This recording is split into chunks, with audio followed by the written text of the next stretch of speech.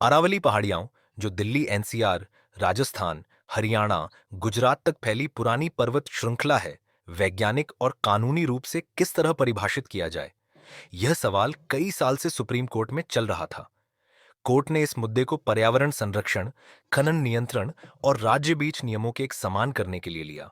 उसके बाद नया कानून बना है, जो नया, एक समान, यूनिफॉर्म परिभाषा आदेश सुप्रीम कोर्ट ने केंद्रीय पर्यावरण मंत्रालय की रिपोर्ट पर आधारित नई परिभाषा को मान लिया है। अरावली पहाड़ियां, अरावली हिल्स, वह कोई भी भूमि टीलों तरह का भू आकार जिसे उसके आसपास की जमीन से 100 मीटर ऊपर ऊंचाई है।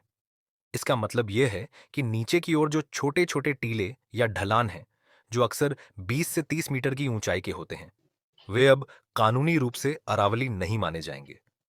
अरावली रेंज तब मानी जाएगी जब दो या दो से अधिक 100 मीटर टीले 500 मीटर के भीतर हो। इसी परिभाषा को अब ग्राह्य, ऑफिशियल मान लिया गया है।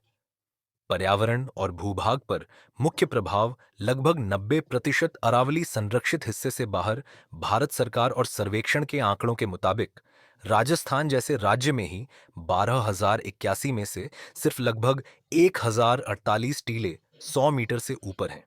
यही वजह है कि 90% से अधिक अरावली क्षेत्रों को कानूनी संरक्षण से बाहर कर दिया जाएगा।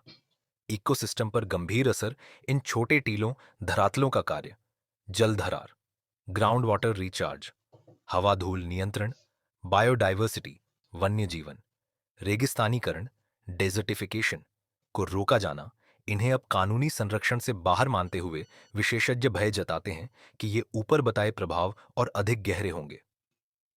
खनन गतिविधियां, सुप्रीम कोर्ट ने तेजी से होने वाली नई खानों की अनुमति रोक दी है और कहा कि हरियाली खनन के लिए एक वैज्ञानिक सस्टेनेबल मैनेजमेंट प्लान तैयार किया जाए। तब तक नई खनन लीज नहीं मिलेगी।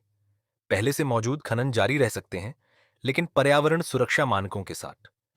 विशेषज्ञों, नेताओं और जनता की प्रतिक्रिया। राजनीतिक प्रतिक्रिया। पूर्व मुख्यमंत्री अशोक गहलोत ने कहा कि यह फैसला अरावली की लगभग 90% पहाड़ियों के लिए मृत्यु प्रमाण पत्र के समान है। उन्होंने कहा कि यह फैसला पर्यावरण के लिए विनाशकारी है और इसे वापस लिया जाना चाहिए। पर्यावरण विशेषज्ञों की चिंता इस परिभाषा से छोटी ऊंचाई वाले पहाड़ियां, जो कि असल में पानी का स्रोत, धूल रोकने वाले बाधक और जैविक विविधता के लिए जरूरी हैं, उन्हें बचाया नहीं जाएगा। इससे आसपास के इलाकों के जल स्तर गिर सकते हैं, हवा गुणवत्ता खराब हो सकती है और रेगिस्तानीकरण का खतरा बढ़ सकता है, खासकर दिल्ली एनसीआर में। सरल शब्दों में क्या हुआ? पहले अरावली के छोटे छोटे टीले भी पर्यावरण नियमों के तहत संरक्षित माने जाते थे। अब केवल वो भूढांचे जो 100 मीटर से ऊपर हैं ही अरावली माने जाएंगे। इसका परिणाम यह है कि 90% से अधिक भूभाग अब अरावली से बाहर निकल गया और उसके संरक्षण वाले कानूनों से मुक्त हो गया है।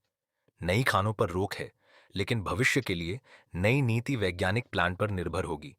कुल मिलाकर क्या असर हो सकता है? सकारात्मक दृष्टिकोण। एक समान परिभाषा से राज्यों में नियमों का एक सा तरीका बना। नई खानों पर फिलहाल रोक लगा दी गई। नकारात्मक चिंताएं। अरावली की अधिकांश पहाड़ियां अब करीब 90% तक कानूनी संरक्षण से बाहर हो सकती हैं। पर्यावरणीय गिरावट, धूल आंदोलनों की बढ़ोतरी, जमीन जल संकट का खतरा बढ़ सकता है। विशेषज्ञ और विपक्षी नेताओं का मानना है कि यह पर्यावरण बचाने वाला निर्णय नहीं है। अगर चाहें